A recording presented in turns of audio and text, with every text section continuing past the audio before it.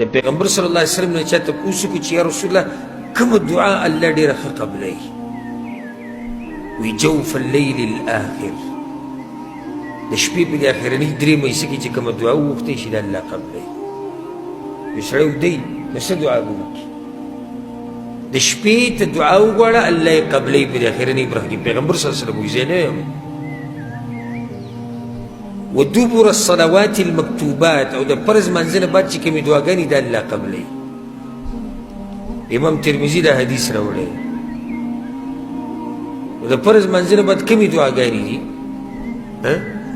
دا کوم اذکار او دعاګانې چې د پیغمبر نه ثابت دي دغه دعاګانې، دغه بدعي دعاګانې نه، د اجتماعي دعاګانې چې کوي مولوي صاحب مخ راواړي او هغه لاس اوچت کړي او ټول لاس اوچت کړي او امین او امین او په زوره، دغه دعاګانې ته نه دي مراد.